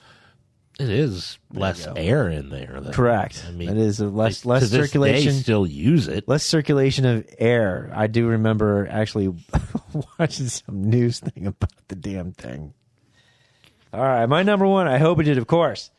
I originally went with 1989's Jack Nicholson's The Joker, which is really cool back in the day, even though it was still a little campy. Wait till they get a load of me. Wait till they get a load of me. Yeah, exactly. And What then is that John Wayne saying it? wait till they get a load of me. Hey, Partner. hey, partner.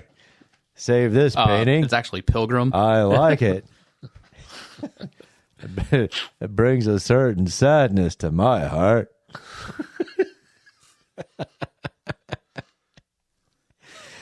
Never mess with another man's rhubarb. Okay. And then I said, okay, what was another scary ass villain? I had to go to TV, and I was like, man, being a kid, and remember watching Diana from V, the original TV series, another space alien Nazi. I mean, even the space alien symbol looked like a swastika. How could we not pick that out? That they were lizard-eating species, human-eating lizards. It was all part of the plan It was. to brainwash you. That's right. It was all the propaganda, the Yep. V in it together, all that kind of stuff. Yep. You know, she was badass and scary back in the day. So there you go. Excellent. All right. My number one, I'm going to go with Reverend Shaw Moore Oh, from Footloose. Footloose. John Lithgow. I agree. Got to cut loose, foot loose. Yep. I absolutely hate it. I hate that guy. I mean, He's my obviously outside of, yeah. And for a while there, I didn't want to watch any John Lithgow movies because he was such an evil person. Yeah. Mean.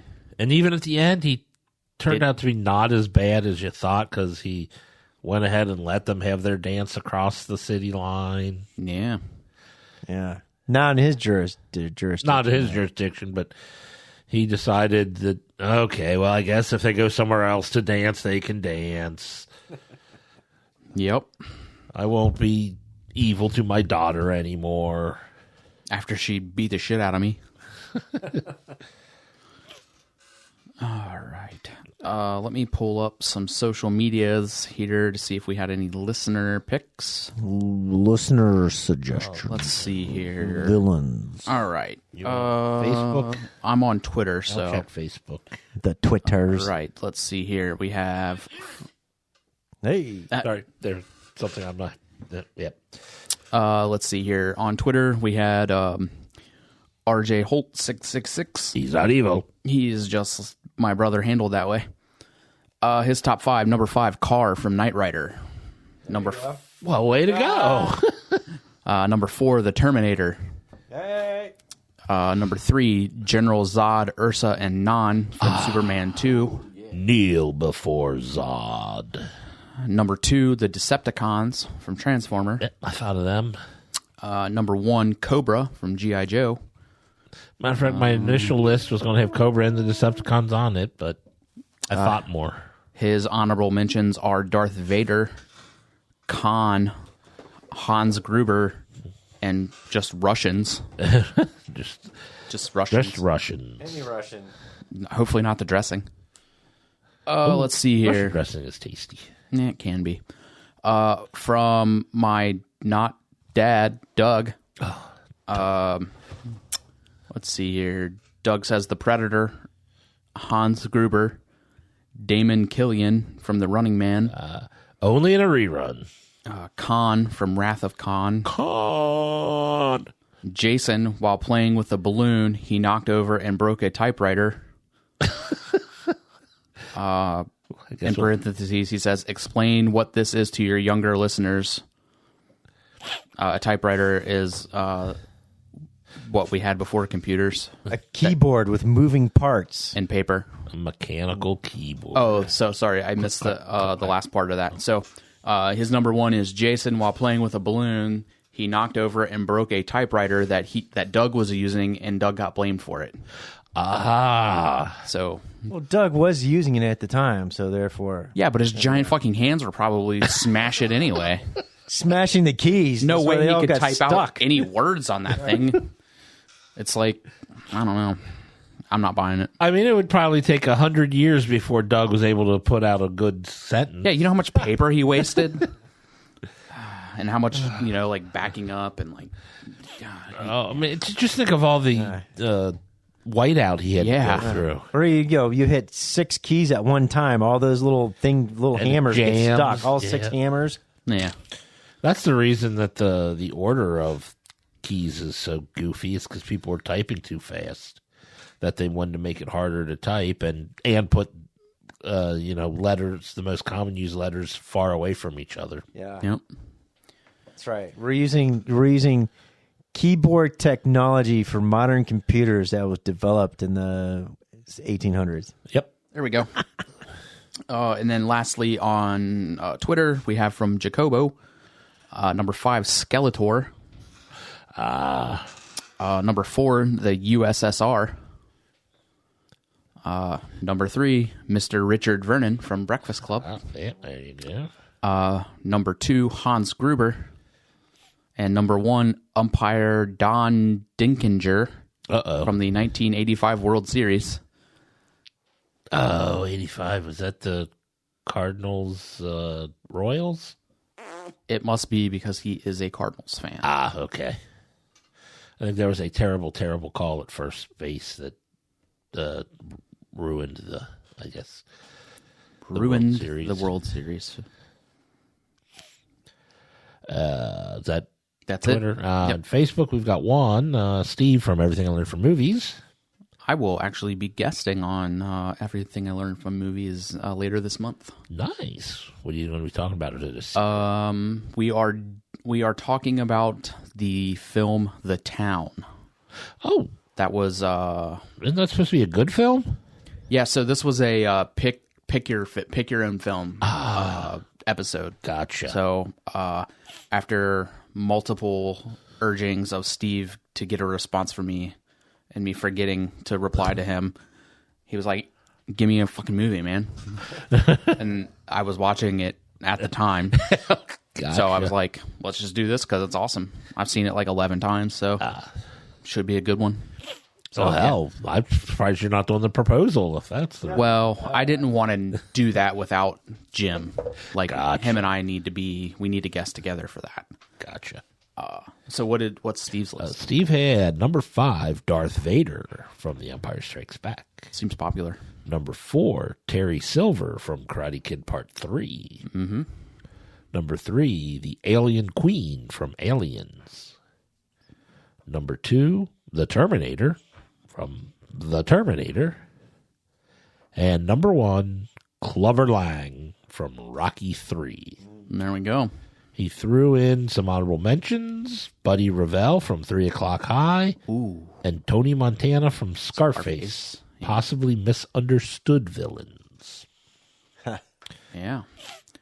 Let me see here. On my honorable mentions list, I had Iceman. Oh, from Top Gun. But he was just telling the truth. Yeah, But he was still the He was villain. still You know, the bad Maverick guy. was still dangerous. He was. Not I'm by not the saying book. he wasn't. I'm just His saying wingman killed. Val played that character very villainous. He did. Like, you hated him. Like when he did the teeth chattering thing. Oh, like I can't even do that. Yeah. Yeah. And Slider was bad. Yeah. But then he's Maverick's hero and protector later on Well, yeah. Sometimes villains have a change of heart. in the follow up. Yeah. Admiral Iceman. Let's see. I did have Johnny Lawrence and Kreese as an honorable mention. Gotcha. And then lastly, I had Kiefer Sutherland's character from Stand By Me. Oh, Ace. Yeah, he was a bad. He was really bad, and he played that really well. He did play him very well. Yeah. I did throw out as an honorable mention, I had Mumra the Ever Living from Thundercats. That's a good one. All right. Oh. Bad idea of the week. Always bringing up Nazis. Yeah. Can't get away from Nazi talk anymore. Apparently not. Uh-oh. I mean, we are a history podcast. So, I've said it before. Yeah, no, Don't mess with the IP. Number Don't F with the 7, IP. Nazis. Yeah. Yeah. I mean, I feel like we've already said that. Have we put Nazis as a bad idea already? Just Nazis themselves? Just all-encompassing Yes. Nazis and overall. Yeah. Okay. Yeah. I was going to go with being a beginner influencer. Oh. That's like... Being an influencer at all to begin with, but the beginner ones are worse. Yeah. That's like... Expecting something as a beginner influencer. I'd say that's probably like 212. Okay. Yeah. All right. This is amazing. I can't believe Jason actually did not make it back. Like, legitimately. The last text we got, I'm like, he ain't going to be here. Yeah, I did just see that.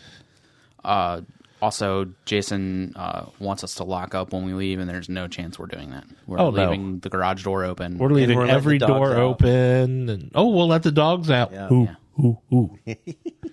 It was And Blake. we're raiding the liquor cabinet before we leave.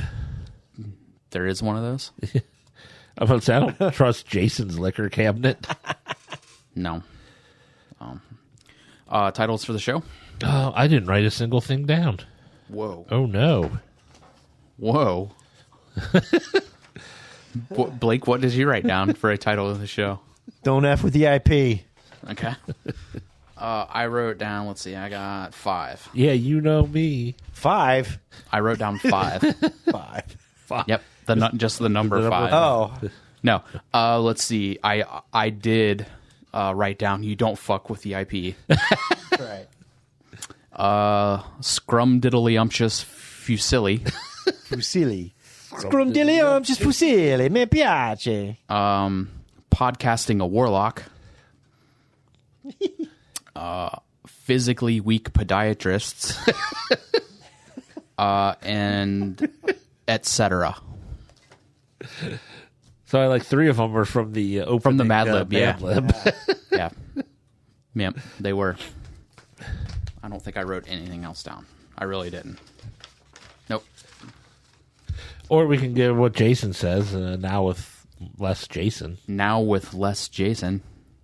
There you go. We did that last week. Yeah. We did a... It was better. We were better before Jason. I mean, I don't... We're tired of making fun of Jason. Well, and it's just too much Jason. And he's not been here. He's not enough. here, so why put his name in the title? He hasn't shown up enough to be in 2 consecutive titles. We need some more Jason. That's a bad idea. Yeah. So don't F with the IP. Yeah. It's either that or... Scrumdiddlyumptious Fusilli. if you can spell it, okay. I would go with physically weak podiatrists. Personally, just my choice. But Blake, you got a... I don't care. Come on. beautiful. It's all good. It's all good. If you want to take on the challenge of spelling Scrumdiddlyumptious, I'm sure I could figure it out. S. Crumb. Diddlyumptious. Yeah, but you have to use the Italian spelling. Oh well, that ain't happening. I'm gonna get Scrumdiddlyumptious right and screw up Fusilli. All right. Well, that is the end of this episode, and Roger says goodbye. goodbye. From Walking Dead to Talking Heads, from comic books to TV sets, there's a history. It's not so bad, there's the history. It's the history of bad, so bad. The history of bad, it's bad. History of bad ideas. Podcast. You are listening to a Hobie.